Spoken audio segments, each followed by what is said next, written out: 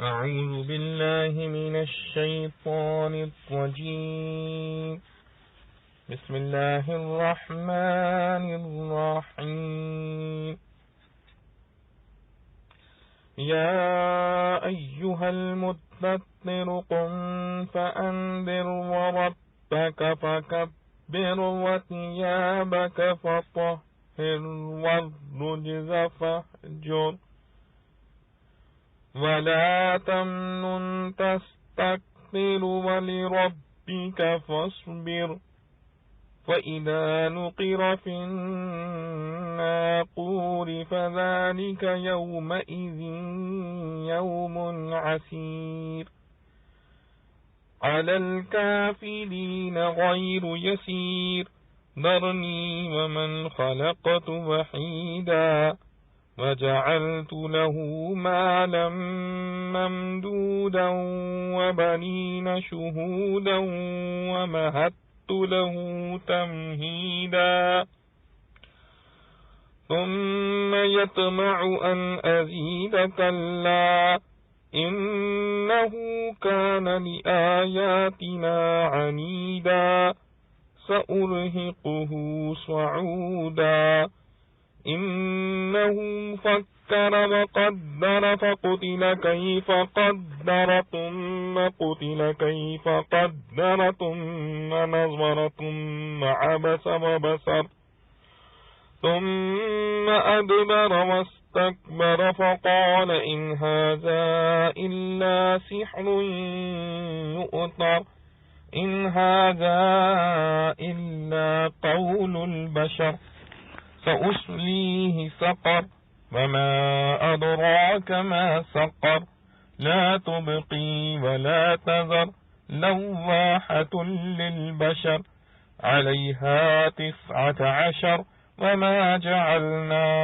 أصحاب النار إلا ملائكة وما جعلنا عدتهم إلا فتنة للذين كفروا ليستيقن الذين أوتوا الكتاب ويزداد الذين آمنوا إيمانا ولا يرتاب الذين أوتوا الكتاب والمؤمنون وليقول الذين في قلوبهم مرض والكافرون ماذا أراد الله بهذا مثلا كذلك يضل الله من يشاء ويهدي من يشاء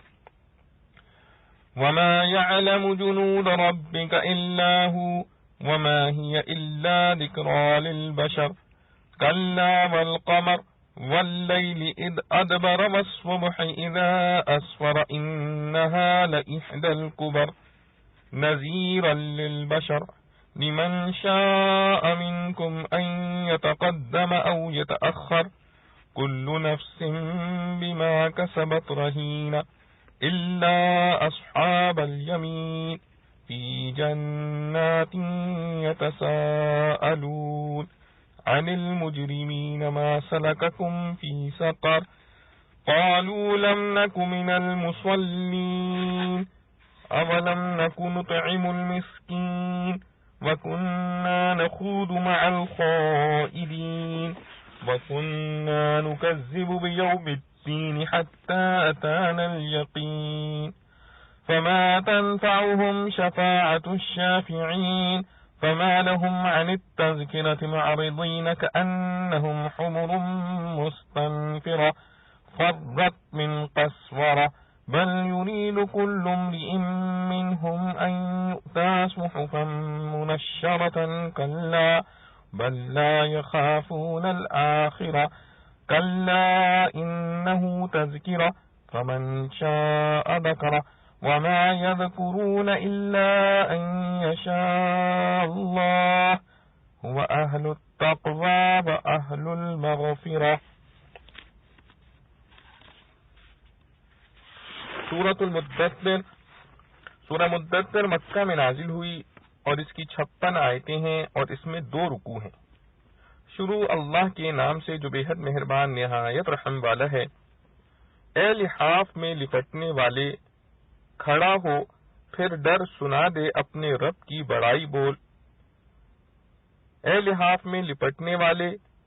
کھڑا ہو پھر ڈر سنا دے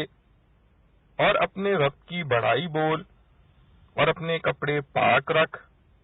اور گندگی سے دور رہ، اور ایسا نہ کر کے احسان کرے اور بدلہ بہت چاہے، اور اپنے رب سے امید رکھ۔ پھر جب بجنے لگے وہ کھوکھری چیز، پھر وہ اس دن مشکل دن ہے، منکروں پر نہیں آسان۔ چھوڑ دے مجھ کو اور اس کو جس کو میں نے بنایا اکا، اور دیا میں نے اس کو مال پھیلا کر، اور بیٹے مجلس میں بیٹھنے والے، اور تیاری کر دی اس کے لیے خوب تیاری۔ پھر لالچ رکھتا ہے کہ اور بھی دوں، ہرگز نہیں، وہ ہے ہماری آیتوں کا مخالف۔ اب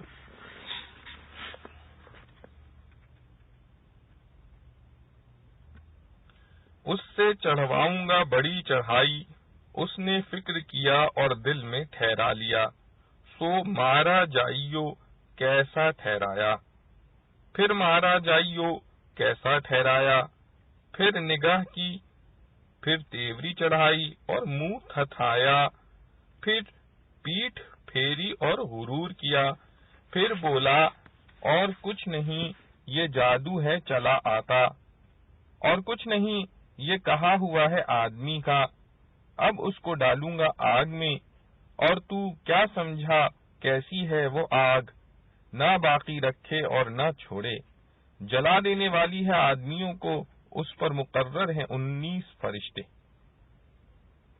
اور ہم نے جو رکھے ہیں دوزخ پر داروغہ وہ فرشتے ہی ہیں، اور ان کی جو گنتی رکھی ہے سو جانچنے کو منکروں کے، تاکہ یقین کر لیں وہ لوگ جن کو ملی ہے کتاب، اور بڑھے ایمانداروں کا ایمان، اور دھوکہ نہ کھائیں جن کو ملی ہے کتاب اور مسلمان، اور تاکہ کہیں وہ لوگ کہ جن کے دل میں روگ ہے اور منکر، کیا غرض تھی اللہ کو اس مثل سے، یوں بچلاتا ہے اللہ جس کو چاہے اور راہ دیتا ہے جس کو چاہے، اور کوئی نہیں جانتا تیرے رب کے لشکر کو مگر خود وہی، اور وہ تو سمجھانا ہے لوگوں کے واسطے، سچ کہتا ہوں اور قسم ہے چاند کی اور رات کی جب پیٹھ پھیرے، اور صبح کی جب روشن ہوئے، وہ ایک ہے بڑی چیزوں میں کی، ڈرانے والی ہے لوگوں کو، جو کوئی چاہے تم میں سے کہ آگے بڑھے یا پیچھے رہے، ہر ایک جی اپنے کیے کاموں میں پھنسا ہوا ہے، مگر داہنی طرف والے باغوں میں ہیں، مل کر پوچھتے ہیں گنہگاروں کا حال، تم کاہے سے جا پڑے دوزخ میں، وہ بولے ہم نہ تھے نماز پڑھتے اور نہ تھے کھانا کھلاتے محتاج کو، اور ہم تھے باتوں میں دھسنے والوں کے ساتھ، اور ہم تھے باتوں میں دھسنے والوں کے ساتھ، اور ہم تھے جھٹلاتے انصاف کے دن کو، یہاں تک کہ آ پہنچی ہم پر وہ یقینی بات، پھر کام نہ آئے گی ان کے سفارش کرنے والوں کی، پھر کیا ہوا ان کو کہ نصیحت سے منہ موڑتے ہیں، گویا کہ وہ گدھے ہیں بدکنے والے، بھاگے ہیں غل مچانے سے، بلکہ چاہتا ہے ہر ایک مرد ان میں کا ملیں اس کو ورق کھلے ہوئے، ہرگز نہیں، پھر وہ ڈرتے نہیں آخرت سے، کوئی نہیں، یہ تو نصیحت ہے، پھر جو کوئی چاہے اس کو یاد کرے، اور وہ یاد جبھی کریں کہ چاہے اللہ، اور وہ یاد جبھی کریں کہ چاہے اللہ، وہی ہے جس سے ڈرنا چاہیے اور وہی ہے بخشنے کے لائق۔ خلاصہ تفسیر، اے کپڑے میں لپٹنے والے اٹھو، یعنی اپنی جگہ سے اٹھو، یا یہ کہ مستعد ہو جاؤ، پھر کافروں کو ڈراؤ جو کہ مقتضائے منصب نبوت کا ہے، اور یہاں تبشیر یعنی جنت کی بشارت کا اس لیے ذکر نہیں فرمایا کہ یہ آیت بالکل ابتدائی نبوت کی ہے، اس وقت باستثناء ایک دو کے کوئی مسلمان نہیں تھا، تو انذار ہی انصب تھا، اور اپنے رب کی بڑائیاں کرو کہ تبلیغ میں سب سے پہلی چیز توحید ہے، اور آگے بعض ضروری اعمال و عقائد و اخلاق کی تعلیم ہے جس پر خود بھی عامل رہنا چاہیے کہ تبلیغ کے ساتھ اپنی اصلاح بھی ضروری ہے، یعنی ایک تو اپنے کپڑوں کو پاک رکھیے، یہ اعمال میں سے ہے، اور چونکہ بالکل ابتدا میں نماز نہ تھی اس لیے اس کا حکم نہیں ہوا۔ اور دوسرے یہ کہ بتوں سے الگ رہو جس طرح کے اب تک الگ ہو، یہ عقائد میں سے ہے، یعنی بدستور سابق توحید پر دوام رکھو، اور باوجود یہ کہ رسول اللہ صلی اللہ علیہ وسلم سے شرک میں مبتلا ہونے کا کوئی احتمال نہ تھا، پھر بھی یہ حکم اس لیے دیا گیا کہ عقیدہ توحید کی اہمیت معلوم ہو کہ معصوم کو بھی باوجود احتیاج نہ ہونے کے اس کی تعلیم کی جاتی ہے، اور کسی کو اس غرض سے مت دو کہ دوسرے وقت زیادہ معاوضہ چاہو۔ یہ متعلق اخلاق کے ہے، اور گو اوروں کے لیے یہ امر جائز ہے مگر خلاف اولا ہے، جیسے سورہ روم کی آیت وَمَا آتَيْتُم مِّن رِّبَا کی تفسیر سے معلوم ہو سکتا ہے، لیکن حضور صلی اللہ علیہ وسلم کی شان چونکہ اعلیٰ و عرفہ ہے اس لیے آپ پر اس کو بھی حرام کر دیا گیا۔ اور پھر انذار و تبلیغ جو ایذا پیش آوے اس پر اپنے رب کی خوشنودی کے واسطے صبر کیجیے، یہ خاص اخلاق متعلقہ بالتبلیغ میں سے ہے، پس یہ آیتیں جامع ہو گئیں اصلاح اعمال و اخلاق کو اپنے لیے بھی دوسروں کے لیے۔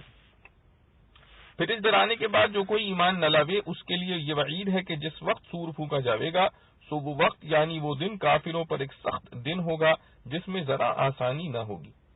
آگے بعض خاص کفار کا ذکر ہے، یعنی مجھ کو اور اس شخص کو اپنے حال پر رہنے دو کہ ہم اس سے نمٹ لیں گے جس کو میں نے مال و اولاد سے خالی اور اکیلا پیدا کیا، جیسے کہ پیدا ہونے کے وقت آدمی کے پاس نہ مال ہوتا ہے اور نہ اولاد۔ اور مراد اس سے ولید بن مغیرہ ہے جس کا قصہ معارف و مسائل کے تحت آئے گا، اور اس کو کثرت سے مال دیا اور پاس رہنے والے بیٹے دیے اور سب طرح کا سامان اس کے لیے مہیا کر دیا، پھر بھی باوجود اس کے اس مال و اولاد کا شکر بجا نہ لایا کہ ایمان لے آتا، بلکہ اس نعمت وافرہ کو براہ کفران و بے قدری قلیل سمجھ کر اس بات کی ہوس رکھتا ہے کہ اس کو اور زیادہ دوں۔ ہرگز وہ زیادہ دینے کے قابل نہیں، کیونکہ وہ ہماری آیتوں کا مخالف ہے، اور مخالفت کے ساتھ عدم قابلیت ظاہر ہے۔ استدراج کا معاملہ اس سے الگ ہے۔ اس شخص کی نزول آیت کے روز سے ظاہراً بھی ترقی بند ہو گئی، چنانچہ پھر نہ کوئی اولاد ہوئی اور نہ کچھ مال بڑھا، اور یہ سزا تو دنیا میں ہے، اور آخرت میں اس کو عن قریب یعنی مرنے کے بعد دوزخ کے پہاڑ پر چڑھاؤں گا۔ حدیث ترمذی میں مرفوعاً ہے کہ صعود دوزخ میں ایک پہاڑ ہے، 70 برس میں اس کی چوٹی پر پہنچے گا، پھر وہاں سے گر پڑے گا، پھر اسی طرح ہمیشہ چڑھے گا اور گرے گا، اور وجہ اس سزا کی وہی عناد ہے جو اوپر مذکور ہوا۔ اور آگے بھی اس کی کچھ تفصیل ہے، وہ یہ کہ اس شخص نے اس بارے میں سوچا کہ قرآن کی شان میں کیا بات تجویز کروں، پھر سوچ کر ایک بات تجویز کی جس کا بیان آگے آتا ہے، تو اس پر خدا کی مار ہو، کیسی بات تجویز کی، اور پھر مقرر اس پر خدا کی مار ہو، کیسی بات تجویز کی۔ یہ تعجیب مقرر اس کی سخت مذمت اور قابل تعجیب بات پر ہے، یعنی جیسے بے جوڑ بات تجویز کی جس کا احتمال ہی نہیں ہو سکتا۔ پھر حاضرین کے چہروں کو دیکھا کہ وہ تجویز کی ہوئی بات ان سے کہوں، پھر منہ بنایا تاکہ دیکھنے والے سمجھیں کہ اس کو قرآن سے بہت کراہت و انقباض ہے، اور زیادہ منہ بنایا اور پھر منہ پھیرا اور تکبر ظاہر کیا، جیسا عادت ہے کہ جس چیز کو قابل اعراض سمجھتے ہیں اس کا تذکرہ کرتے ہوئے بھی گردن پھیر لیتے ہیں اور اظہار تنفر کرتے ہیں۔ پھر بولا کہ بس یہ تو جادو ہے جو اوروں سے منقول ہے، بس یہ تو آدمی کا کلام ہے، یہ بیان ہے اس تجویز مذکور کا، مطلب یہ کہ اللہ کا کلام نہیں بلکہ بشر کا کلام ہے جس کو آپ کسی جادوگر سے نقل کر دیتے ہیں، یا آپ خود مصنف ہیں، لیکن یہ مضامین مدعیان نبوت سابقین سے منقول ہیں، اور اسلوب عبادت نعوذ باللہ آپ کے سحر کا، اور اسلوب عبادت نعوذ باللہ آپ کے سحر کا اثر ہے۔ آگے اس اناد کی سزا تفصیلاً فرماتے ہیں، جیسا اوپر سأرہقہ صعودا میں اجمالاً فرمایا تھا، پس عنیدہ میں جرم کا ذکر اور سأرہقہ میں سزا کا ذکر اجمالاً، اور انہ فکر عنیدہ کی تفصیل ہے، اور سأصلیہ سأرہقہ کی تفصیل ہے، یعنی میں اس کو جلدی دوزخ میں داخل کروں گا، اور تم کو کچھ خبر ہے کہ دوزخ کیسی چیز ہے، وہ ایسی ہے کہ نہ تو داخل ہونے کے بعد داخل ہونے والے کی کوئی چیز جلانے سے باقی رہنے دے گی، اور نہ داخل ہونے کے قبل جو کفار اس وقت باہر ہوں گے نہ ان میں سے کسی کو بغیر اپنے اندر لیے ہوئے چھوڑے گی، اور وہ جلا کر بدن کی حیثیت بگاڑ دے گی، اور اس پر 19 فرشتے جو اس کے خازن ہیں، جن میں ایک کا نام مالک ہے، مقرر ہوں گے، جو کافروں کو انواع عذاب دیں گے۔ حاصل یہ کہ فرشتے جن کی قوت معلوم ہے، باوجود یہ کہ ان میں کا ایک بھی تمام اہل جنت کی تعذیب کے لیے کافی ہے، پھر 19 فرشتوں کے مقرر ہونے سے ظاہر ہے کہ عذاب کا بہت ہی اہتمام ہوگا، اور نقطہ خاص 19 کے عدد میں حقیقتاً اللہ ہی کو معلوم ہے، لیکن دوسرے حضرات نے جو ذکر کیا ہے ان سب میں اقرب وہ ہے جو اللہ نے اس حقیر کے دل میں القا فرمایا ہے، وہ یہ کہ اصل تعذیب کفار کی عقائد حقہ کی مخالفت پر ہے، اور عقائد قطعیہ جو عملیات کے متعلق نہیں، حسب تفصیل رسالہ فروع الایمان 9 ہیں۔ ایمان لانا اللہ تعالی پر، اعتقاد رکھنا کہ عالم حادث ہے، ایمان لانا فرشتوں پر، ایمان لانا اس کی سب کتابوں پر، ایمان لانا پیغمبروں پر، ایمان لانا تقدیر پر، ایمان لانا قیامت کے دن پر، جنت کا یقین کرنا، دوزخ کا یقین کرنا، باقی سب عقائد انہی کے ملحقات و فروع ہیں۔ اور عقائد قطعیہ جو عملیات کے متعلق ہیں 10 ہیں۔ 5 مامورات کے متعلق یعنی ان کے وجوب کا اعتقاد ضروری ہے۔ وہ 5 مامورات جو شعائر اسلام ہیں یہ ہیں: تلفظ بالشہادتین، اقامت الصلاۃ، ایتاء زکوٰۃ، صوم رمضان، حج بیت اللہ، اور 5 منہیات کے متعلق یعنی ان کی تحریم کا اعتقاد واجب ہے، اور وہ 5 منہیات جو کہ آیت امتحان وغیرہ میں مذکور ہیں یہ ہیں: سرقہ، زنا، قتل، خصوصاً قتل اولاد، بہتان، عصیان فی المعروف، جس میں غیبت و ظلم، یتیموں کا مال ناجائز طور پر کھانا وغیرہ سب آ گیا۔ بس یہ عقائد ملا کر 19 ہوئے۔ شاید ایک ایک عقیدے کے مقابلے میں ایک ایک فرشتہ معین ہو، اور چونکہ ان سب میں ایک عقیدہ سب سے بڑا ہے یعنی توحید، اس لیے ان فرشتوں میں ایک فرشتہ سب سے بڑا مقرر ہوا یعنی مالک۔ واللہ اعلم باسرارہ۔ اور اس آیت کا مضمون سن کر جو کفار نے تمسخر کیا، جس کا بیان معارف کے تحت میں آئے گا، اس پر اگلا مضمون نازل ہوا کہ ہم نے دوزخ کے کارکن آدمی نہیں بلکہ صرف فرشتے بنائے ہیں، جن میں سے ایک ایک فرشتہ میں تمام جن و انس کی برابر قوت ہے، اور ہم نے جو ان کی تعداد ذکر و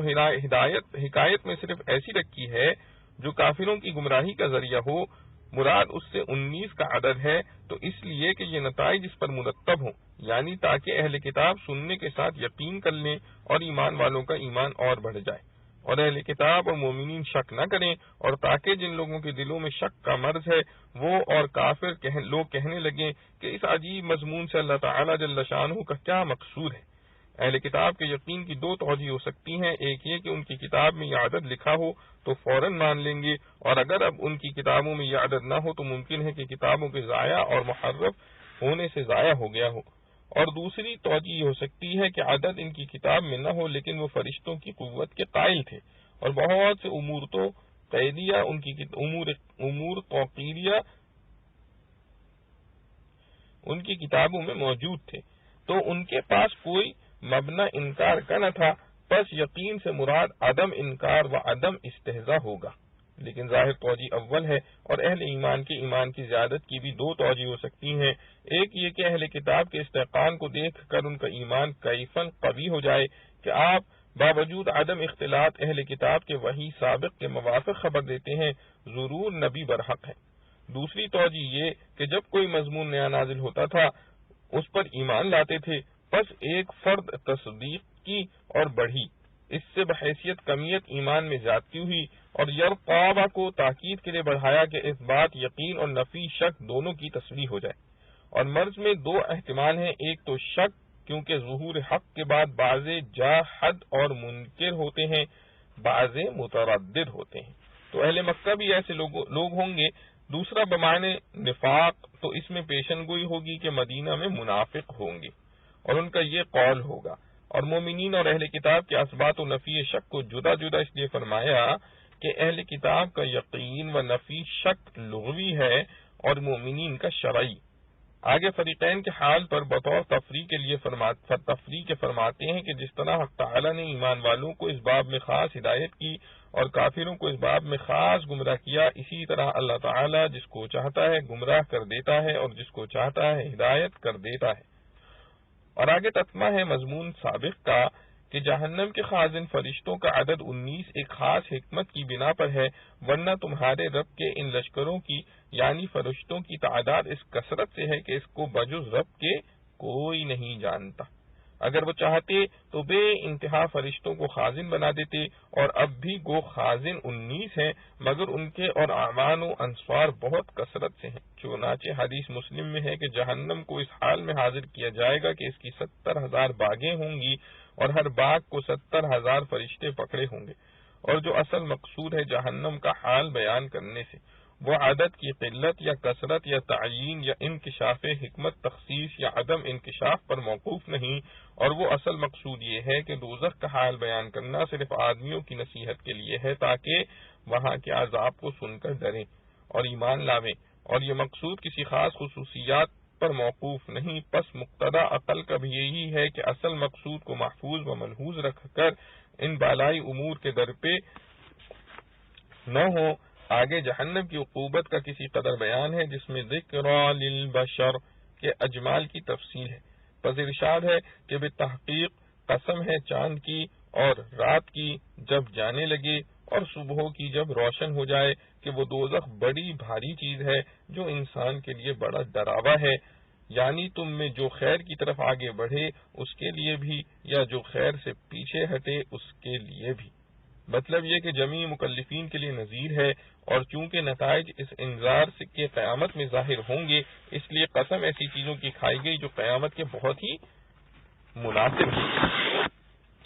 چنانچہ قمر کا اول بڑھنا پھر گھٹنا نمونہ اس عالم کے نشو و نما اور پھر اضمحلال و فنا کا ہے، یہاں تک کہ چاند کے محاق یعنی بے نور ہو جانے کی طرح یہ بھی فانی محض ہو جائے گا۔ اسی طرح اس عالم دنیا کو اس عالم آخرت کے ساتھ اختفا و اکتشاف حقائق میں ایسی نسبت ہے جیسے رات کو دن کے ساتھ۔ پس اس عالم کا ختم ہو جانا مشابہ رات گزر جانے کے ہے، اور اس عالم کا ظہور مشابہ اسفار صبح کے ہے۔ آگے دنیا اور اہل دنیا کے بعض احوال کا بیان ہے، یعنی ہر شخص اپنے اعمال کفریہ کے بدلے میں دوزخ میں محبوس ہوگا مگر داہنے والے یعنی مؤمنین، جس کی تفصیل سورہ واقعہ میں گزری ہے، اور چونکہ یہاں اصحاب الیمین مقابل اصحاب الشمال کے ہے اس لیے مقربین کو بھی شامل ہے۔ حاصل یہ کہ مومنین اس قید سے مستثنی ہے کہ وہ بہشتوں میں ہوں گے، اور مجرموں یعنی کفار کا حال خود ان کفار ہی سے پوچھتے ہوں گے، اور کیفیت باہمی کلام کی موجود اس موت کی جو دوزخ اور جنت میں ہے۔ سورہ اعراف کی آیات وَنَادَى أَصْحَابُ الْجَنَّةِ أَصْحَابَ النَّارِ کی تفسیر میں گزری ہے، اور یہ سوال زجر و تنبیہ کے لیے ہوگا۔ حاصل یہ کہ مومنین کفار سے پوچھیں گے کہ تم کو دوزخ میں کس بات نے داخل کیا، وہ کہیں گے کہ ہم نہ تو نماز پڑھا کرتے تھے اور نہ غریب کو جس کا حق واجب تھا کھانا کھلایا کرتے تھے،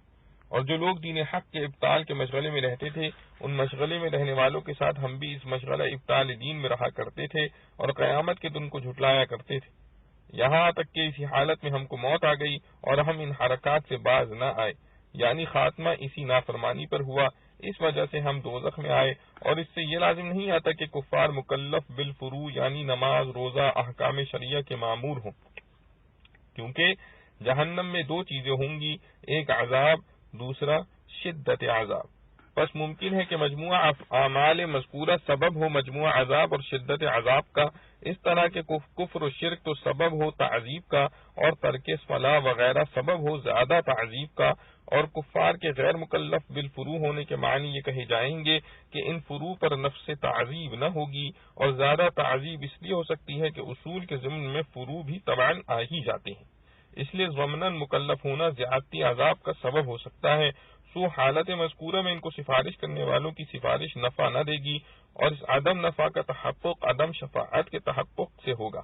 یعنی کوئی ان کافروں کی شفاعت ہی نہ کر سکے گا، لقولہ تعالی فما لنا من شافعین۔ آگے ان کے اعراض پر تقریر ہے کہ جب کفر و اعراض کی بدولت ان کی یہ گد بننے والی ہے تو ان کو کیا ہوا کہ اس نصیحت قرآنی سے روگردانی کرتے ہیں کہ گویا وہ وحشی گدھے ہیں جو شیر سے بھاگے جا رہے ہیں۔ اس تشبیہ میں کئی امر کی رعایت ہے۔ اول تو گدھا بے وقوفی اور حماقت میں مشہور ہے، دوسرے اس کو وحشی فرض کیا جس کو گورخر کہتے ہیں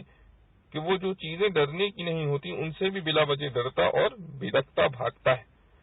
تیسرے شیر سے اس کا ڈرنا فرض کیا کہ اس صورت میں ان کا بھاگنا انتہا درجہ ہوگا، اور اس بھاگنے کے اسباب میں ایک سبب یہ بھی ہے کہ لوگ اس قرآن کو بذم خود حجیت میں کافی نہیں سمجھتے، بلکہ ان میں ہر شخص یہ چاہتا ہے کہ اس کو کھلے ہوئے آسمانی نوشتے دیے جائیں، جیسا در منصور میں قتادہ سے مروی ہے کہ بعض کفار نے آپ صلی اللہ علیہ وآلہ وسلم سے کہا کہ اگر آپ صلی اللہ علیہ وسلم چاہتے ہیں کہ ہم آپ صلی اللہ علیہ وسلم کا اتباع کریں تو خاص ہمارے نام آسمان سے ایسے نوشتے آئیں جن میں آپ کے اتباع کا حکم لکھا ہوا ہو۔ وَهَذَا كَقَوْلِهِ تَعَالَى حَتَّى نُنَزِّلَ عَلَيْنَا كِتَابًا نَقْرَؤُهُ، اور منشرہ کا بڑھانا توضیح مقصود کے لیے ہے، یعنی جیسے معمولی خط ہوتے ہیں کہ کھولے جاتے ہیں اور پڑھے جاتے ہیں، ایسے ہی نوشتے ہمارے پاس آنے چاہیے۔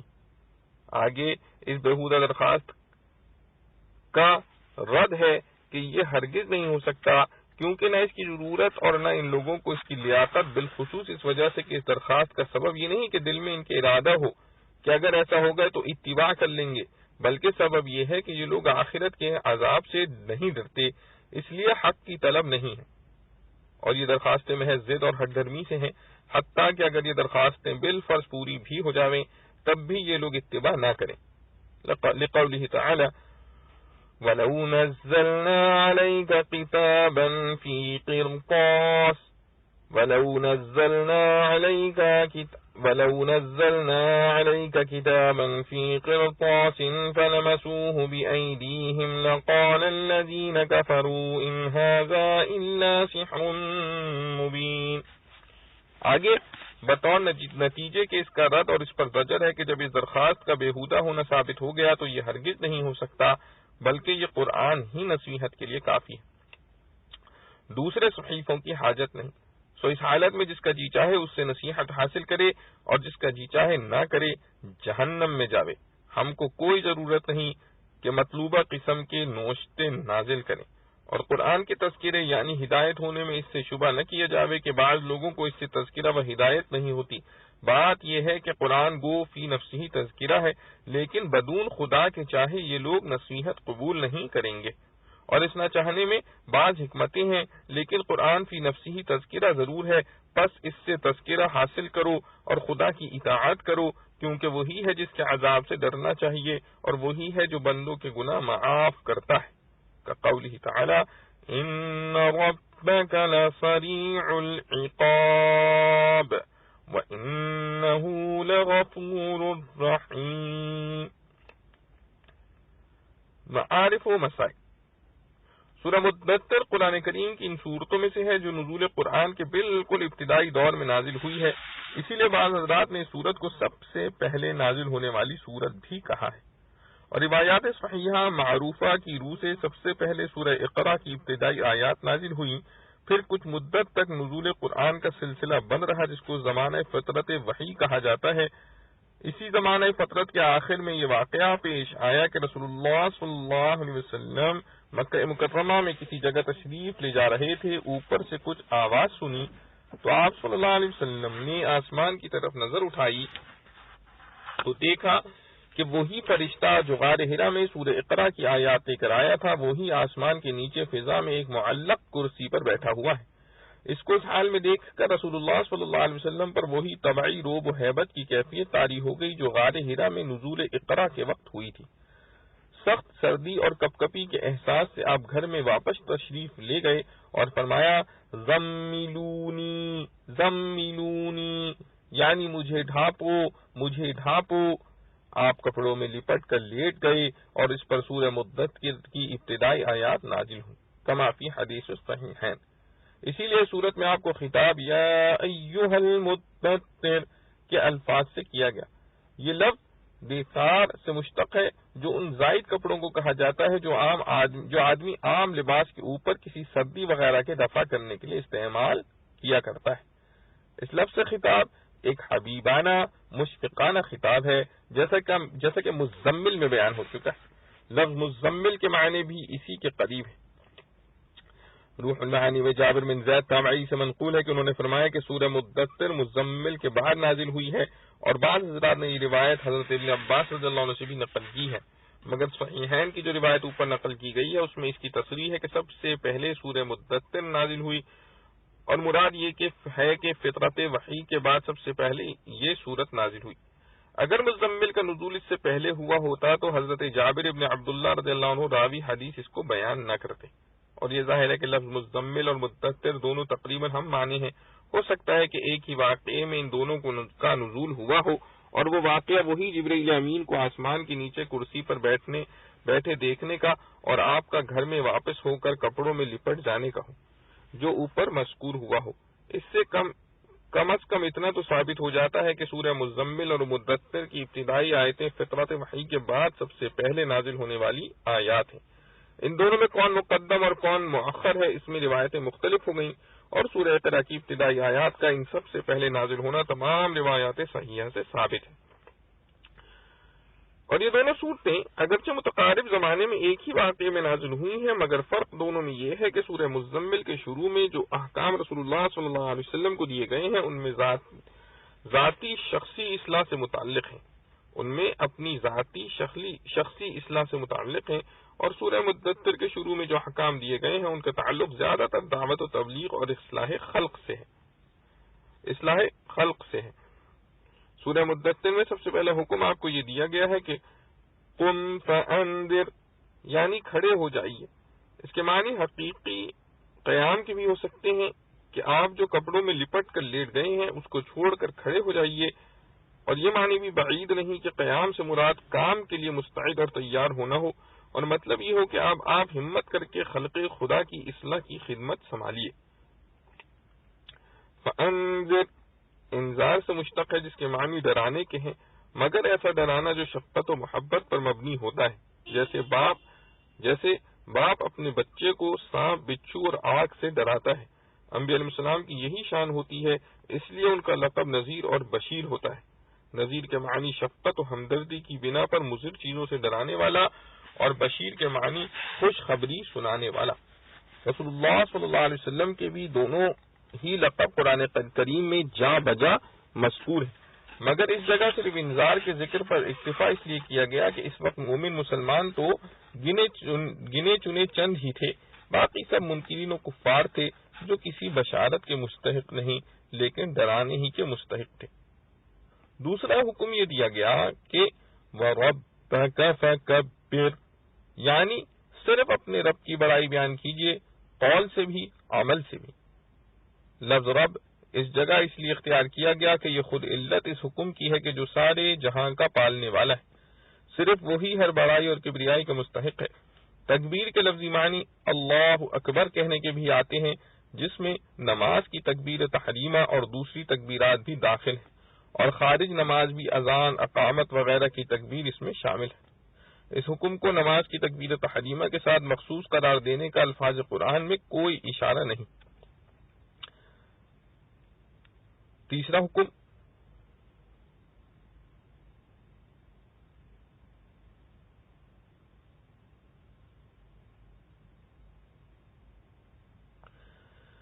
یہ دیا گیا وَطِيَابَكَ فَطَهِّرْ۔ طیاب توپ کی جمع ہے، اس کے اصلی اور حقیقی معنی کپڑے کے ہیں، اور مجازی طور پر عمل کو بھی توپ اور لباس کہا جاتا ہے، قلب اور نفس کو بھی، اور خلق اور دین کو بھی۔ انسان کے جسم کو بھی لباس سے تعبیر کیا جاتا ہے، جس کے شواہد قرآن اور محاورات عرب میں بکثرت ہیں۔ اس آیت میں حضرات مفسرین سے سبھی معانی منقول ہیں،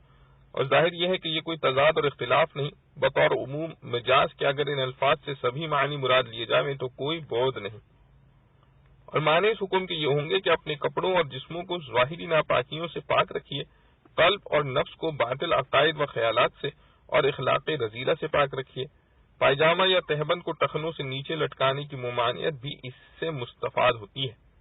کیونکہ نیچے لٹکے ہوئے کپڑوں کا آلودہ ہو جانا بعید نہیں۔ تو تطہیر ثوب کے حکم میں یہ بھی آ گیا کہ کپڑوں کا استعمال اس طرح کرو کہ نجاست سے دور رہیں، اور کپڑوں کے پاک رکھنے میں یہ بھی داخل ہے کہ وہ مال حرام سے نہ بنائے جائیں، کسی ایسی وضع و حیت کے نہ بنائے جائیں جو شرعاً ممنوع ہے۔ اور ظاہر آیت سے یہ ہے کہ یہ تطہیر ثوب کا حکم نماز کے ساتھ مخصوص نہیں بلکہ تمام حالات میں عام ہے۔ اسی لیے فقہا نے فرمایا ہے کہ غیر حالت نماز میں بھی بغیر کسی ضرورت کے جسم کو ناپاک رکھنا یا ناپاک کپڑے پہنے رکھنا یا ناپاک جگہ میں بیٹھے رہنا جائز نہیں، ضرورت کے اوقات مستثنی ہے۔ اللہ تعالی طہارت کو پسند فرماتے ہیں۔ ان اللہ یحب التوابین ویحب المتطہرین، اور حدیث میں طہارت کو نصف ایمان قرار دیا ہے، اس لیے مسلمانوں کو ہر حال میں اپنے جسم اور مکان اور لباس کی ظاہری طہارت کا بھی اہتمام رکھنا ضروری ہے، اور قلب کی باطنی طہارت کا بھی۔ واللہ اعلم۔ چوتھا حکم یہ دیا گیا والرجز فہجر، رجز بضم الراء وکسرها دونوں کے ایک ہی معنی ہیں۔ ائمہ تفسیر مجاہد، اکرمہ، قتادہ، زہری، ابن زیاد رحمہ اللہ علیہ وغیرہ نے اس جگہ زجر کے معنی بتوں کے قرار دیے ہیں، اور حضرت ابن عباس رضی اللہ عنہ کی ایک روایت میں اس سے مراد ہر گناہ اور معصیت منقول ہے۔ معنی آیت کے یہ ہیں کہ بتوں کو یا گناہ و معصیت کو چھوڑیے۔ رسول اللہ صلی اللہ علیہ وسلم تو پہلے ہی سب کو چھوڑے ہوئے تھے، آپ صلی اللہ علیہ وسلم کو اس کا حکم کرنے کے معنی یہ ہیں کہ آئندہ بھی ان چیزوں سے دور رہیں، اور در حقیقت یہ حکم امت کے لیے تعلیم ہے جو غایت تاکید کے لیے رسول اللہ صلی اللہ علیہ وسلم کو مخاطب کر کے دیا گیا ہے، تاکہ وہ سمجھیں کہ جب پیغمبر معصوم کو بھی اس کا حکم ہے تو ہمیں اس کا کیسا اہتمام کرنا چاہیے۔ پانچواں حکم وَلَا تَمْنُن تَسْتَكْثِرْ، یعنی کسی شخص پر احسان اس نیت سے نہ کیجیے کہ جو کچھ اس کو دیا ہے اس سے زیادہ وصول ہو جائے گا۔ اس سے معلوم ہوا کہ کسی شخص کو ہدیہ تحفہ اس نیت سے دینا کہ وہ اس کے معاوضے میں اس سے زیادہ دے گا، یہ مذموم و مکروہ ہے۔ قرآن کی دوسری آیت سے اگرچہ اس کا جواز عام لوگوں کے لیے معلوم ہوتا ہے، مگر وہ بھی کراہت سے خالی نہیں اور شریفانہ اخلاق کے منافی ہے، خصوصاً رسول اللہ صلی اللہ علیہ وسلم کے لیے تو اس کو حرام قرار دیا گیا۔ چھٹا حکم وَلِرَبِّكَ فَاصْبِرْ، صبر کے لفظی معنی اپنے نفس کو روکنے اور قابو میں رکھنے کے ہیں، اس لیے صبر کے مفہوم میں یہ بھی داخل ہے کہ اللہ تعالیٰ کے احکام کی پابندی پر اپنے نفس کو قائم رکھے، اور یہ بھی داخل ہے کہ اللہ کی حرام کی ہوئی چیزوں سے نفس کو روکے، اور یہ بھی داخل ہے کہ مصائب اور تکلیف میں اپنے اختیار کی حد تک جزا فضا اور شکایت سے بچے۔ اس لیے یہ حکم ایک جامع حکم ہے جو تقریباً پورے دین کو شامل ہے۔ اس موقع پر اس حکم کی خصوصیت ممکن ہے اس لیے بھی ہو کہ اوپر کی آیت میں آپ کو حکم دیا گیا ہے کہ عام خلق خدا تعالیٰ کو دین حق کی طرف دعوت دیں، کفر و شرک اور معاصی سے روکیں۔ یہ ظاہر ہے کہ اس کے نتیجے میں بہت سے لوگ مخالفت و عداوت اور ایذا رسانی پر آمادہ ہو جائیں گے، اس لیے داعی حق کو صبر و ضبط کا خوگر ہونا چاہیے۔ یہ چند احکام رسول اللہ صلی اللہ تعالی علیہ وسلم کو دینے کے بعد قیامت اور اس کے ہولناک ہونے کا ذکر ہے۔ ناقور کے معنی سور کے ہیں، اور نقر سے مراد سور میں پھونک مار کر آواز نکالنے کے، اور روز قیامت کا سبھی کفار کے لیے سخت و شدید ہونا بیان فرمانے کے بعد ایک خاص شریر کافر کے حالات اور اس کے عذاب شدید کا بیان ہے۔ ولید بن مغیرہ کی آمدنی 1 کروڑ گنیاں سالانہ۔ یہ کافر ولید بن مغیرہ ہے جس کو اللہ تعالی نے دنیا کی مال و دولت اور اولاد فراوانی کے ساتھ دی تھی۔ وقال ابن عباس رضی اللہ عنہ اس کی زمین جائیداد باغات مکہ سے طائف تک پھیلے ہوئے تھے، اور بقول طوری اس کی سالانہ آمدنی 1 کروڑ دینار تھی۔ بعض نے اس سے کم بھی بتلایا ہے۔ اتنا سب کے نزدیک مسلم ہے کہ اس کے کھیت اور باغات کی آمدنی اور پیداوار سال بھر سردی گرمی کی ہر موسم میں مسلسل رہتی تھی۔ قرآن کریم میں اسی کو فرمایا ہے وَجَعَلْتُ لَهُ مَالًا مَمْدُودًا، اور یہ عرب کا سردار مانا جاتا تھا، لوگوں میں اس کا لقب ریحانہ قریش مشہور تھا۔ یہ خود اپنے آپ کو بطور فخر و تکبر کے وحید ابن الوحید یعنی یکتا کا بیٹا یکتا کہا کرتا تھا کہ نہ قوم میں میری کوئی نظیر ہے نہ میرے باپ مغیرہ کی، مگر اس ظالم نے اللہ سبحانہ و تعالیٰ کی نعمتوں کی ناشکری کی اور قرآن کو کلام الہی یقین کر لینے کے باوجود اس نے جھوٹی بات بنائی اور قرآن کو سحر اور حضور پاک صلی اللہ علیہ وسلم کو ساحر کہا۔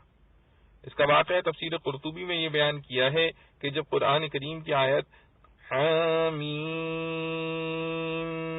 تنزیل الکتاب من اللہ العزیز العلیم سے الیہ المصیر تک نازل ہوئی، رسول اللہ صلی اللہ علیہ وسلم اس کی تلاوت کر رہے تھے۔ ولید بن مغیرہ نے قرات سنی تو بے ساختہ اس کے کلام الہی ماننے اور یہ کہنے پر مجبور ہو گیا کہ واللہ میں نے محمد صلی اللہ علیہ وسلم سے ایسا کلام سنا ہے جو نہ کسی انسان کا کلام ہو سکتا ہے نہ کسی جن کا، اور اس میں بڑی حلاوت ہے اور اس پر خاص رونق ہے اور اس کا اعلیٰ پھل دینے والا اور اسفل پانی جاری کرنے والا ہے، وہ بلا شبہ سب سے بلند و بالا، وہ بلا شبہ سب سے بالا و بلند ہو کر رہے گا، اس پر کوئی غالب نہیں ہو سکتا، یہ بشر کا کلام نہیں ہے۔ عرب کے سب سے بڑے مالدار سردار کا ایسا کہنا کہ پورے قریش میں اس نے ایک زلزلہ ڈال دیا اور وہ سب اسلام و ایمان کی طرف جھکنے لگے۔ قریش کے کافر سرداروں کو فکر ہوئی اور جمع ہو کر مشورہ کرنے لگے۔ ابو جہل نے کہا کہ فکر نہ کرو، میں ابھی جاتا ہوں اور اس کو ٹھیک کر دوں گا۔ ابو جہل اور ولید بن مغیرہ کا مکالمہ اور حضرت صلی اللہ علیہ وسلم کی حقانیت پر دونوں کا اتفاق۔ ابو جہل ولید بن مغیرہ کے پاس غمگین صورت بنا کر پہنچا اور قصدن ایسی بات بنائی جس پر ولید کو غصہ آ جاوے۔ ولید نے اس سے پوچھا کہ کیا بات تم غمگین نظر آتے ہو؟ ابو جہل نے کہا کہ غمگین کیسے نہ ہوں، یہ سارے باہم چندہ کر کے تجھے مال دیتے ہیں کہ تو اب بوڑھا ہو گیا ہے، تیری مدد کرنا چاہیے، مگر اب ان کو یہ معلوم ہوا کہ تم محمد صلی اللہ علیہ وسلم اور ابن ابی قحافہ ابو بکر صدیق رضی اللہ عنہ کے پاس اس لیے جاتے ہو کہ تمہیں کچھ کھانے پینے کو مل جاوے اور ان کی خوشامد میں ان کے کلام کی تحسین و تعریف کرتے ہو۔ ظاہر یہ ہے کہ قریش کا چندہ کر کے ولید کو مال دینا بھی جھوٹ تھا جو صرف اس کو غصہ دلانے کے لیے بولا گیا، اور رسول اللہ صلی اللہ تعالی علیہ وآلہ وسلم سے کھانے کی چیزیں لینا تو جھوٹ تھا ہی۔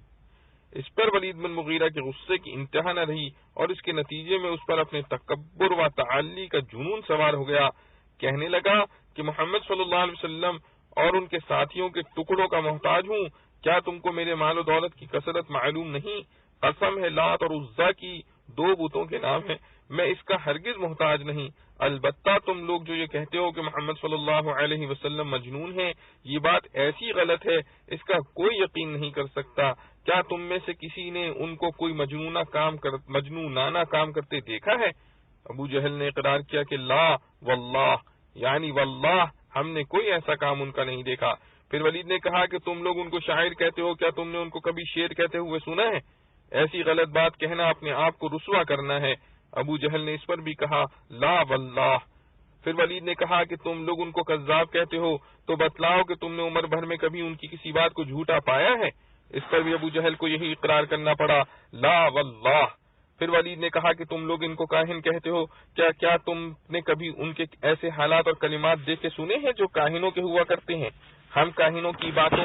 کو اچھی طرح پہچانتے ہیں، ان کا کلام کہانت نہیں ہو سکتا۔ اس پر بھی ابو جہل کو یہی اقرار کرنا پڑا لا واللہ۔ اور پورے قریش میں رسول اللہ صلی اللہ علیہ وآلہ وسلم صادق امین کے لقب سے معروف تھے۔ اب ابو جہل اپنے سب بہتانوں سے دستبردار ہو گیا۔ فکر یہ پڑی کہ آخر پھر کیا کہوں کہ لوگوں کو اسلام سے روکا جائے، اس لیے خود ولید ہی کو خطاب کر کے کہا کہ پھر تم ہی بتلاؤ کہ ان کو کیا کہا جائے۔ اس پر اس نے پہلے تو اپنے دل میں سوچا، پھر ابو جہل کی طرف نظر اٹھائی، پھر منہ بسورا جس سے نفرت کا اظہار ہو، اور آخر میں کہنے لگا کہ ان کو یعنی رسول اللہ صلی اللہ علیہ وسلم کو مجنون، شاعر، کاہن، کذاب تو کچھ نہیں کہا جا سکتا، ہاں ان کو ساحر کہو تو بات چل جائے گی۔ یہ کمبخت خوب جانتا تھا کہ رسول اللہ صلی اللہ علیہ وسلم ساحر بھی نہیں اور نہ آپ کے کلام کو ساحروں کو کلام کہا جا سکتا ہے، مگر اس نے بات بنانے کی صورت تجویز کی کہ آپ کے کلام کے آثار بھی ایسے ہوتے ہیں جیسے ساحروں کے، کیونکہ جیسے جادوگر اپنے عمل سے میاں بیوی، بھائی بھائی میں تفرقہ اور نفرت ڈال دیتے ہیں، معاذ اللہ، آپ کے کلام کا بھی یہی اثر ہے کہ جو ایمان لے آتا ہے اپنے کافر ماں باپ اور عزیزوں سے متنفر ہو جاتا ہے۔ اس کے اس واقعے کے آخر یہ جزا ہی کو قرآن کریم نے آیات میں بیان فرمایا ہے، انه فکر وقدر فقتل کیف قدر ثم قتل کیف قدر ثم نظر ثم عبس وبصر ثم ادبر واستكبر فقال ان هذا الا سحر يؤثر ان هذا الا قول البشر۔ اس میں قد تقدیر سے مشتق ہے، جس کے لفظی معنی تجویز کرنے کے ہیں۔ مراد اس سے یہ ہے کہ اس کم بخت نے حضور پاک صلی اللہ علیہ وسلم کی نبوت اور رسالت پر یقین کامل ہو جانے کے باوجود غصہ اور غیرت سے مغلوب ہو کر مخالفت کرنا تو طے کر لیا، مگر صاف جھوٹ بولنے سے پرہیز کرنا چاہتا تھا کہ اپنی رسوائی نہ ہو، اس لیے بہت غور و فکر کر کے یہ تجویز نکالی کہ ان کو ساحر اس بنا پر کہو کہ آپ کے کلام اور تلقین سے باپ بیٹے بھائی بھائی میں تفریق ہو جاتی ہے جیسے جادو سے ہوتی ہے، اس لیے تقدیر و تجویز پر حق تعالی نے اس پر مکرر لعنت قرآن میں فرمائی۔ فَقُتِلَ كَيْفَ قَدَّرَ ثُمَّ قُتِلَ كَيْفَ قَدَّرَ۔ جھوٹ سے کفار بھی پرہیز کرتے تھے۔ غور کیجئے کہ یہ قریشی سردار اور سبھی کفار فجار اور طرح طرح کے معاصی و فواحش میں گرفتار تھے، مگر جھوٹ ایک ایسا عیب ہے کہ یہ کفار بھی اس سے بھاگتے تھے۔ ابو سفیان کا واقعہ قبل از اسلام جو دربار قیصر روم میں پیش آیا، اس سے بھی یہ معلوم ہوا کہ یہ لوگ حضرت صلی اللہ علیہ وسلم کی مخالفت میں اپنی جان اور اولاد تک کو قربان کرنے کے لیے تیار تھے، مگر ایسا جھوٹ بولنے کے لیے تیار نہیں تھے جس سے ان کو دنیا میں جھوٹا کہا جائے۔ افسوس ہے کہ اس معکوس ترقی کے زمانے میں یہ عیب ہی نہیں رہا، بلکہ سب سے بڑا ہنر ہو گیا، اور کفار و فجار ہی نہیں، نیک دیندار مسلمانوں کے دلوں سے بھی اس کی نفرت نکل گئی، بے تکان جھوٹ بولنے اور بلوانے کو فخر کے ساتھ بیان کرتے ہیں۔ نعوذ باللہ۔ اولاد کا اپنے پاس موجود ہونا ایک مستقل نعمت ہے۔ ولید بن مغیرہ اللہ تعالی نے جو دنیا میں انعامات مبذول فرمائے تھے، ان میں ایک یہ بھی فرمایا کہ بنین شہودا، یعنی اولاد حاضر و موجود۔ اس سے معلوم ہوا کہ اولاد کا پیدا ہونا اور اس کا باقی رہنا اللہ تعالی کے انعامات ہیں۔ اسی طرح اولاد کا اپنے پاس حاضر و موجود ہونا بھی ایک بڑا انعام ہے، جو والدین کے لیے آنکھوں کی ٹھنڈک اور قلب کے سکون کا سب سے بڑا ذریعہ ہے۔ ان کی حاضری سے اپنی خدمت اور کاروبار میں امداد کا فائدہ مزید برآں ہے۔ اس معکوس ترقی نے جو یہ زمانہ کر رہا ہے، صرف سونے چاندی کے سکوں بلکہ ان سکوں کے اقرار ناموں نوٹوں کا نام عیش و آرام رکھ لیا ہے، جس کے لیے والدین بڑے فخر سے اولاد کو دوسرے ملکوں میں پھینک دیتے ہیں اور اس پر خوش ہوتے ہیں کہ اگرچہ سالہ سال بلکہ عمر بھر اولاد کی صورت بھی نہ دیکھیں، مگر ان کی بڑی تنخواہ اور آمدنی کی خبر ان کے کانوں تک پہنچتی رہے، اور یہ اس خبر کے ذریعے اپنی برادری میں اپنی برتری ثابت کرتے رہیں۔ معلوم ہوتا ہے کہ یہ لوگ آرام و راحت کے مفہوم سے بھی بے خبر ہو گئے، اور اللہ تعالیٰ کو بھلانے کا یہی نتیجہ ہونا چاہیے کہ وہ خود اپنے آپ کو یعنی اپنے اصلی آرام و راحت کو بھی بھول جائے، جیسا کہ قرآن کریم نے فرمایا نسوا اللہ فانساہم انفسہم وما يعلم جنود ربك الا هو۔ ائمہ تفسیر میں سے مقاتل نے فرمایا کہ یہ جواب ابو جہل کے کلام کا ہے۔ اس نے جب یہ آیت سنی کہ جہنم کے خازن 19 فرشتے ہیں، تو قریشی جوانوں کو خطاب کر کے کہنے لگے کہ محمد صلی اللہ علیہ وسلم کے ساتھی تو فقط 19 ہیں، اس کی تمہیں کیا فکر ہو سکتی ہے؟ اور بیقی نے صدی سے نقل کیا ہے کہ جب یہ آیت نازل ہوئی علیہا 19 تو ایک بےہودہ کافر قریش جس کو ابو الاسلین کہا جاتا تھا بول اٹھا کہ اے قوم قریش، کچھ فکر نہ کرو، ان 19 کے لیے تو میں اکیلا کافی ہوں۔ میں اپنے داہنے بازو سے 10 کو اور بائیں بازو سے 9 کو دفع کر کے ان 19 کا خاتمہ کر دوں گا۔ اس پر یہ آیت نازل ہوئی کہ احمقو، اول تو فرشتہ ایک بھی سب کے لیے کافی ہے، اور 19 کا عدد جو یہاں بتلایا گیا ہے یہ ان فرشتوں کے بڑوں اور ذمہ داروں کا عدد ہے۔ ان میں سے ہر ایک کے ماتحت خدائی خدمات اور کفار و فجار کو عذاب دینے کے لیے لا تعداد فرشتے مقرر ہیں، جن کا عدد اللہ کے سوا کوئی نہیں جانتا۔ آگے قیامت اور احوال قیامت کا ذکر ہے، اس میں فرمایا انہا لإحدى الکبر۔ انہا کی ضمیر سقر کی طرف راجع ہے، جس کا ذکر اوپر کی آیت میں آیا ہے۔ کبر بضم کاف و فتح با کبرا کی جمع ہے، یہ صفت ہے داہیہ یا مسویبہ کی۔ معنی آیت کے یہ ہوئے کہ یہ سقر یعنی جہنم جس میں ان کو داخل کیا جائے گا بڑی بڑی آفتوں اور مصیبتوں میں سے ایک ہے، اس کے علاوہ اور طرح طرح کے عذاب ہیں۔ لمن شاء منکم ان یتقدم او یتأخر، یہاں تقدیم سے مراد تقدم الی الایمان والطاعہ اور تأخر سے مراد ایمان و طاعت سے پیچھے ہٹنا ہے۔ مطلب یہ کہ جہنم کے عذاب سے ڈرانا جو اوپر کی آیت میں ہے یہ ہر ایک انسان کے لیے عام ہے، پھر کوئی یہ ڈر سن کر ایمان و اطاعت کی طرف پیش قدمی کرتا ہے، کوئی بد نصیب اس کے باوجود پیچھے رہ جاتا ہے۔ کل نفس بما کسبت رہینہ الا اصحاب الیمین، رہینہ بمعنی مرہونہ ہے اور مراد اس سے اس کا محبوس و مقید ہونا ہے۔ جس طرح کوئی شخص قرض کے بدلے میں کوئی چیز رہن رکھ دے تو وہ چیز قرض خواہ کے قبضے میں محبوس رہتی ہے، مالک اس سے کوئی فائدہ نہیں اٹھا سکتا۔ اسی طرح قیامت کے روز ہر ایک نفس اپنے گناہوں کے بدلے میں محبوس اور مقید رہے گا، مگر اصحاب الیمین اس حبس اور قید سے مستثنی ہوں گے۔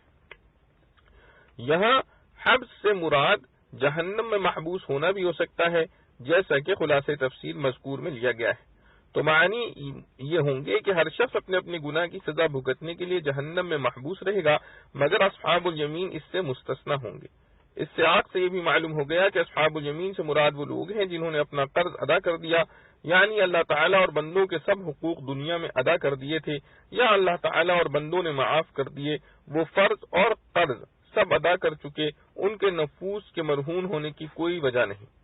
یہ تفسیر بظاہر صاف و بے تکلف ہے، اور اگر حبس سے مراد کے حساب کتاب اور جنت دوزخ کے داخلے سے پہلے کسی جگہ محبوس ہونا ہے تو اس کا حاصل یہ ہوگا کہ تمام نفوس اپنے اپنے حساب کے لیے محبوس ہوں گے، جب تک حساب نہ ہو جائے کوئی کہیں نہ جا سکے گا۔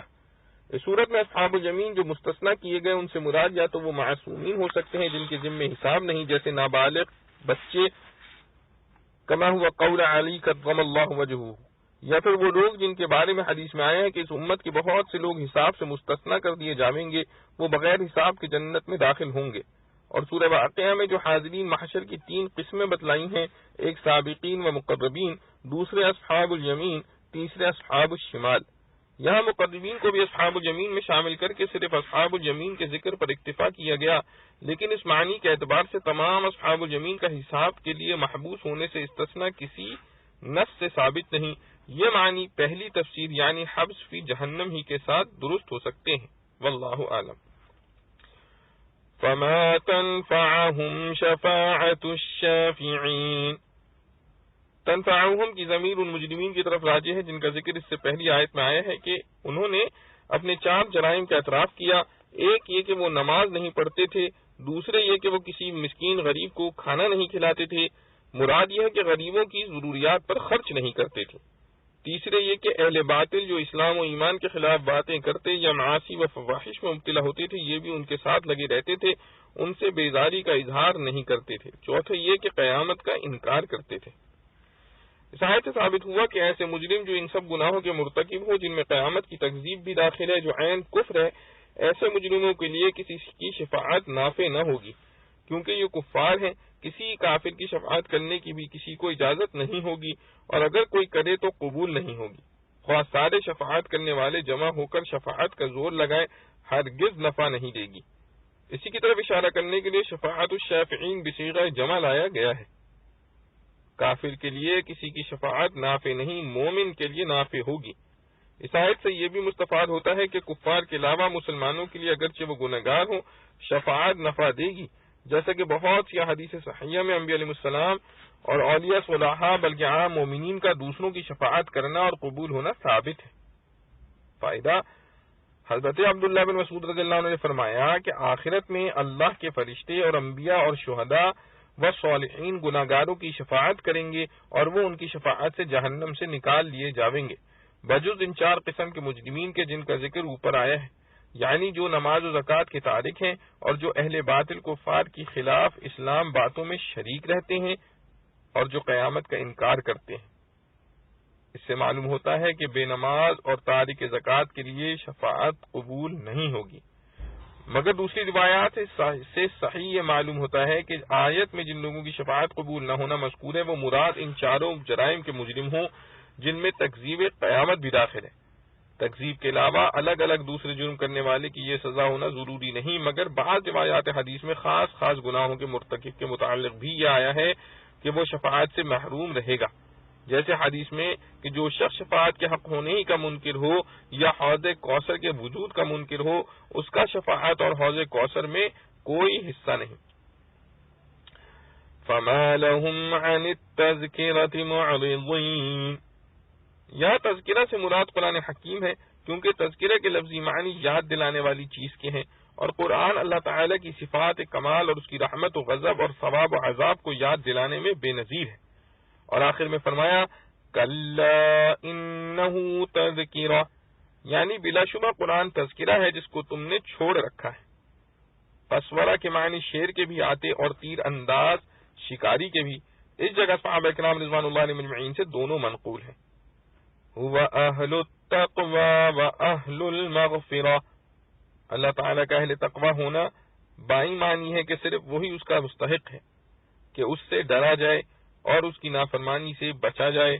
اور اہل مغفرت ہونے کا مطلب یہ ہے کہ وہ وہی ایسی ذات ہے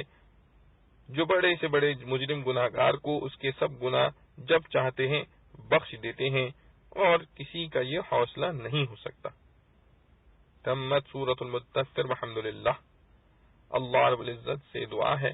جو کچھ پڑھا سنا گیا ہمیں اس پر عمل کرنے کی توفیق نصیب فرمائیں۔ وآخر دعوانا ان الحمدللہ رب العالمین۔ ربنا تقبل منا انك انت السميع العليم، تب علينا انك انت التواب الرحيم۔ سبحان ربك رب العزة عما يصفون وسلام على المرسلين والحمد لله رب العالمين۔